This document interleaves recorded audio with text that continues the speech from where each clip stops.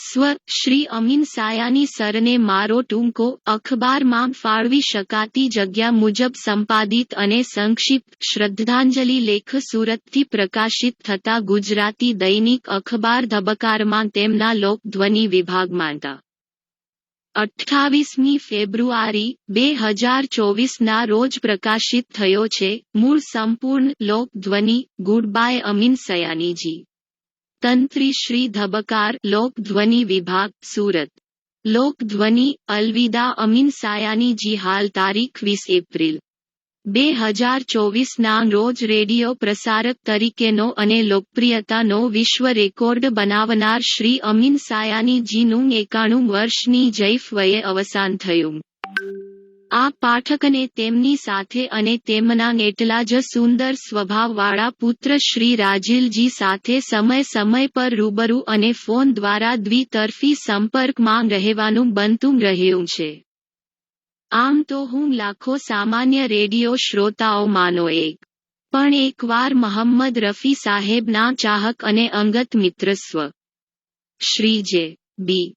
વાડિયા સાહેબના રેફરન્સથી રેડિયો સિલોનના મુંબઈ ખાતેના વ્યાપારી પ્રતિનિધિ રેડિયો એડવર્ટાઇઝિંગ સર્વિસીસમાં જવાનું થયું. ત્યાં જ બિલ્ડિંગના એ જ માળ પર તેમની ઓફિસનું બોર્ડ વાંચતા મનમાં ઈચ્છા જાગી કે 1 મિનિટ માટે પણ તેમના નજીકથી દર્શન કરું. તો તેમના સ્ટાફને ઓળખાણ આપી કહ્યું કે હું રેડિયો શ્રોતા સાહેબનો ચાહક સુરતથી આવું છું. જો સમય હોય તો મળવું છે અને નહીં હોય તો મને ખોટું નહીં લાગશે. તો તેમને 1 મિનિટ માટે પણ અંદર બોલાવ્યો અને પ્રેમથી ગુજરાતીમાં જ વાતો કરી. પછી વિવિધ ભારતી પર તેમનો એક ઇન્ટરવ્યૂ પ્રસારિત થતા આનંદ વ્યક્ત કરતો ફોન કર્યો તો તેમણે પૂછ્યું કે મુંબઈ આવો છો?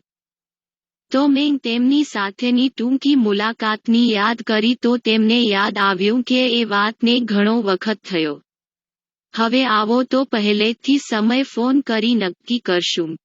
પછી એક સ્થાનીય અખબારમાં ફિલ્મી જગત સાથે સંકળાયેલા વ્યક્તિઓની જન્મ તારીખમાં તેમની જન્મ તારીખની જાણ થતાં તેમને શુભેચ્છાનો ફોન કર્યો. બાદમાં મારી મુંબઈની મુલાકાત વખતે તેમને જણાવતા તેમણે મુલાકાતનો સમય નક્કી કરી પોતાની ડાયરીમાં નોંધી લીધો અને તેમણે તેમના સુપુત્ર રાજીલભાઈએ અને અન્ય સ્ટાફે તેમની ઓફિસમાં ઉષ્માભર્યું સ્વાગત કર્યું. અને પછી કોઈ કાર્યક્રમ બાબતે બંને તરફથી ફોન થતા હતા અને ફોન તેઓ કોઈ પાસે ડાયલ નહીં કરાવતા પણ જાતે જ જોડતા હતા. ફરી એક વખત મુંબઈ જવાનું થતાં સુરતથી જ તેમને જાણ કરતા તેમણે મારી પાસે તેમની સાથે વેજીટેરિયન લંચનું આમંત્રણ સ્વીકારવી લીધું અને સમય બાબતે પુત્ર અને સાથી કર્મચારીઓને જાણ કરી હતી. ઓફિસમાં પહોંચતા મને પૂછ્યું કે કયા કામ હૈ. મેં જણાવ્યું કે મુલાકાત ફિક્સ છે એટલે તે ભાઈએ મને નામથી બોલાવ્યો અને પછી સાહેબ થોડું કામ પતાવી નજીકની હોટલમાં લઈ ગયા અને સૂચના આપી કે તેલ અને મરચું ઓછું નાખશો. મેં મારી પાસે એક સાદો વિડિયો કેમેરા હતો તેમાં આપણની યાદ સંગ્રહ કરવા વિનંતી કરી તો તેમણે ઓફિસ સાથે જોડાયેલા તેમના સાઉન્ડપ્રૂફ ઓડિયો પ્રોડક્શન સ્ટુડિયોમાં લઈ ગયા અને તે વખતે મારો એક પરમ મિત્ર કે જે સુરતમાં મારો સહપાઠી હતો અને મુંબઈ રહે છે તે મારી સાથે જોડાઈ ગયો અને તેને મેં કેમેરા પકડાવી દીધો અને એક ટૂંકી પણ સુંદર મુલાકાત થોડી ગુજરાતી ભેળવાળી હિન્દીમાં લઈ શકાય જે મારા જીવનનો કોઈ મહાનુભાવનો અણધાર્યો લીધેલો ઇન્ટરવ્યૂ બની ગયો અને તે કારણે બીજા જાણીતા રેડિયો પ્રસારકો અને ફિલ્મી વાદક કલાકારોની મુલાકાત શક્ય બની. જે આ સહિત બધી મેં યુટ્યુબ પર મૂકી છે જેનો QR કોડ અહીં છે. તેમને તેમના ફરી શરૂ થયેલા જૂના અને નવા ગીતોના ગંગા જમની કાર્યક્રમ ગીતમાલાના અંતિમ હપ્તામાં મારું નામ શામિલ કર્યું હતું અને ગીતમાલા કી છાન મેં ઓડિયો CD શ્રેણીના એક મણકામાં પણ મારા નામનો સમાવેશ કર્યો હતો. એક મહાન સ્ટાર ઉદ્ઘોષકની આંતરિક સાદાઈ મને સ્પર્શી ગઈ.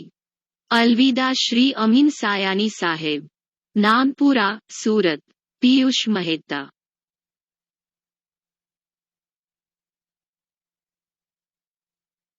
सूरत से प्रकाशित होने वाले गुजराती दैनिक समाचार पत्र धबकार में स्वर्गीय श्री अमीन सयानी सर को मेरा छोटा प्राप्त जगह के अनुसार संपादित और संक्षिप्त श्रद्धांजलि लेख दिनांक 28 फरवरी 2024 को उनके लोकध्वनि अनुभाग में प्रकाशित किया गया है। मूल पूर्ण लेख यहाँ आवश्यक सुधारों के साथ गूगल द्वारा अनुवाद किया गया है। लोकध्वनि। अलविदा अमीन सयानी जी। आज 20 अप्रैल 2024 को रेडियो प्रसारक के रूप में लोकप्रियता का विश्व कीर्तिमान रचने वाले श्री अमीन सयानी का 91 वर्ष की आयु में निधन हो गया। ये पाठक समय समय पर व्यक्तिगत रूप से और फोन द्वारा उनसे और उनके समान रूप से अच्छे स्वभाव वाले बेटे श्री राजीव जी से दोतरफा संपर्क में रहने में सक्षम रहा है। खैर, मैं लाखों आम रेडियो श्रोताओं में से एक हूँ, लेकिन एक समय की बात है, जैसा कि मोहम्मद रफ़ी साहब के प्रशंसक और निजी मित्र श्री जे.बी. वाडिया साहब, मैं मुंबई में रेडियो सीलोन के वाणिज्यिक प्रतिनिधि रेडियो एडवर्टाइजिंग सर्विसेज के पास गया और उसी भवन की उसी मंजिल पर उनके कार्यालय का बोर्ड पढ़ने के बाद मुझे उन्हें 1 मिनट के लिए भी करीब से देखने का मन हुआ। अल्पविराम। तो मैंने उनके स्टाफ को अपना परिचय दिया और कहा कि मैं एक रेडियो श्रोता हूँ, साहब का प्रशंसक हूँ और सूरत से आया हूँ। अगर सर के पास समय है तो मिल लेते हैं और नहीं तो मुझे बुरा नहीं लगेगा। तो उन्होंने 1 मिनट के लिए भी फोन किया और गुजराती में प्यार से बात की। फिर एक बार मैंने उन्हें फोन किया और अपनी खुशी व्यक्त की कि मैंने विविध भारती पर प्रसारित उनका एक साक्षात्कार सुना और खुश होकर उन्होंने पूछा, क्या आप मुंबई आ रहे हैं? इसलिए जब मैंने उनके साथ हमारी संक्षिप्त मुलाकात को याद किया, तो उन्हें याद आया कि यह बहुत पहले हुआ था।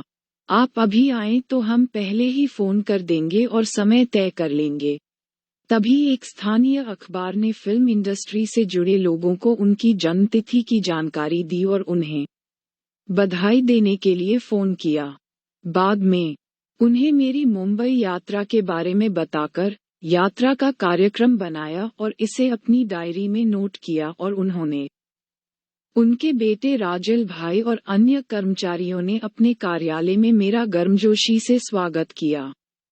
फिर किसी कार्यक्रम को लेकर दोनों तरफ से फोन आते रहे और वह किसी कर्मचारी से फोन नहीं लगवाते थे बल्कि खुद फोन करते थे। एक बार फिर मैंने सूरत से बताया कि मैं मुंबई आ रहा हूँ, तो उन्होंने मुझसे अपने साथ शाकाहारी दोपहर का भोजन करने का निमंत्रण स्वीकार करवा लिया और अपने बेटे और कर्मचारियों को समय के बारे में सूचित कर दिया। ऑफिस पहुंचने पर उनके एक कर्मचारी ने मुझसे पूछा कि मुझे क्या काम है। मैंने उसे बताया कि मीटिंग फिक्स हो गई है, तो उसने मुझे नाम से बुलाया और फिर सर के पास ले गया। अपने ऑफिस का कुछ काम पूरा करने के बाद वह मुझे पास के एक होटल में ले गए और कम तेल और मिर्च वाला खाना ऑर्डर किया। मैंने इस पल को एक साधारण वीडियो कैमरे में रिकॉर्ड करने का अनुरोध किया जो मेरे पास था।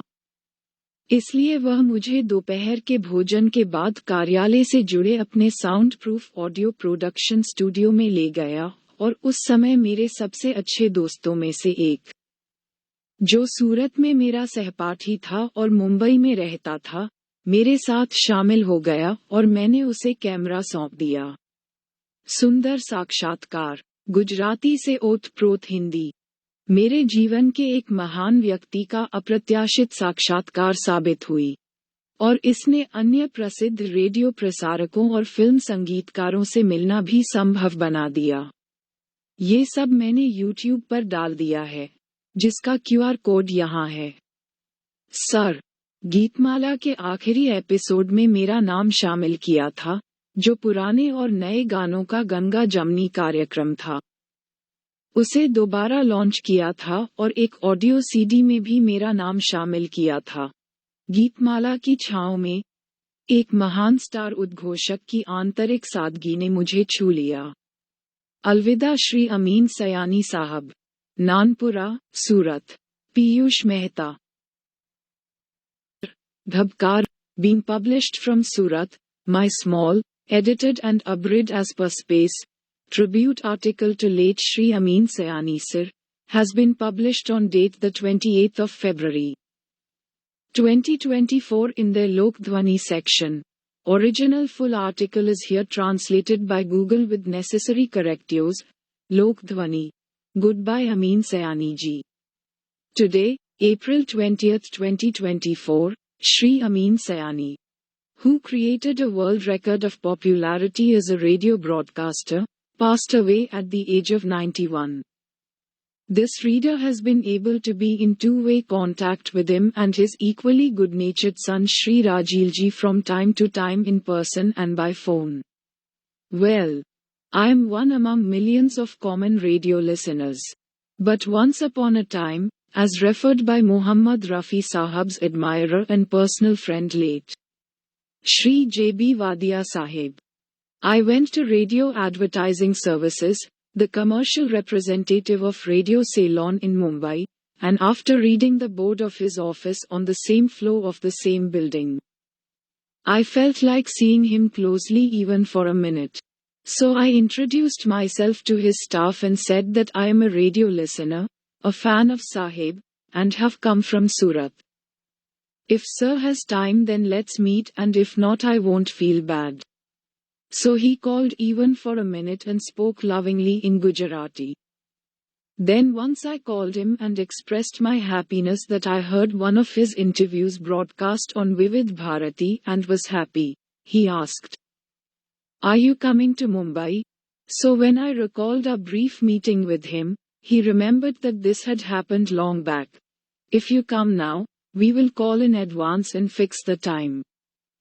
Then a local newspaper informed people associated with the film industry about his date of birth and called him to congratulate him. Later, after telling him about my visit to Mumbai, he scheduled the visit and noted it in his diary, and he, his son Rijal Bhai and other employees welcomed me warmly in his office. Then calls kept coming from both sides regarding some program, and he did not get the phone connected by any employee but used to call himself.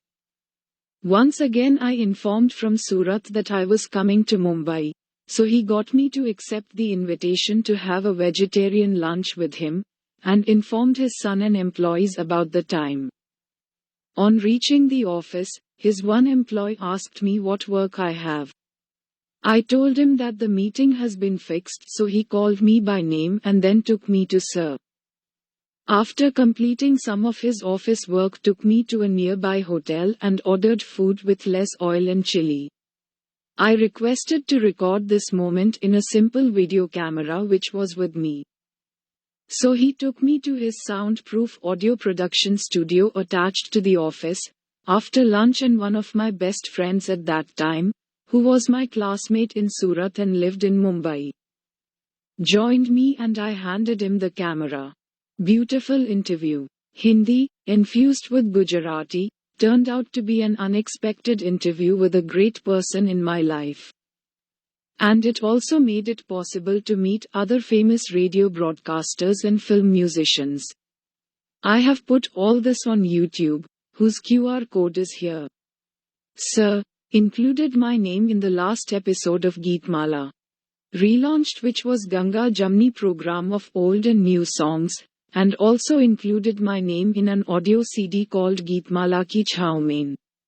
The inner simplicity of a great star announcer touched me. Goodbye Mr. Amin Sayani Sahab. Nanpura, Surat. Piyush Mehta.